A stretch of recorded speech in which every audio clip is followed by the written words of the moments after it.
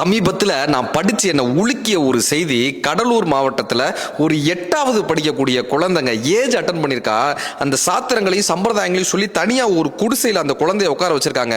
இரவெல்லாம் பயங்கரமாக காத்தடிக்குது. தனியாக உட்காந்துருக்கிறதுக்கு அந்த குழந்தைக்கு பயமா இருக்கு. அம்மாவை கூப்பிடுறா.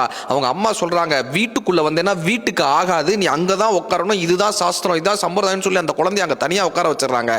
அந்த குழந்தை இரவெல்லாம் கத்திருக்கா, இரவெல்லாம் துணைக்கு ஆளை கூப்பிட்டுருக்கா. அவங்க வரவே இல்லை. மறுநாள் காலையில போய் பார்க்கறாங்க, காத்துல ஒரு தென்னை மரம் அந்த குடிசை மேல விழுந்து அந்த குழந்தை மேல விழுந்து அந்த குழந்தை இறந்தே போயிட்டாங்க. இறந்து போயிட்டாங்க. அந்த குழந்தை நைட் எல்லாம் தன்னை காப்பாற்ற சொல்லி கத்தி இருக்காங்க. அந்த குழந்தை சாத்திரங்களையும் சம்பிரதாயங்களையும் காப்பாற்றி தான் வீட்டு தேவதையை இழந்துட்டாங்களேங்க. அந்த குழந்தையை இழந்துட்டாங்களேங்க. கடவுள்ன்றவர் சாத்திரத்திலையும் சம்பிரதாயத்திலையும் இல்லைன்றது நமக்கு எப்பங்க தெரிய போகுது? கடவுள்ன்றவர் சிலையாக இல்லை, கருணை மலையாக இருக்கிறார்ன்றது எப்பங்க தெரிய போகுது? கடவுள் என்பவர் மதத்தில் இல்லை, நல்ல மனதில் இருக்கிறார்ன்றது நமக்கு எப்பங்க தெரிய போகுது? கூட்டத்தில் இல்லை, நல்ல குடும்பத்தில் தான் இருக்காருன்றது நமக்கு எப்பங்க தெரிய போகுது? கண்ணுக்கு தெரியாத இந்த சாத்திரங்களையும் சம்பிரதாயங்களையும் பிடித்துக் கொண்டு கண்ணுக்கு தெரிந்த தேவதைகளை நாம் காயப்படுத்திக் கொண்டிருக்கிறோம்.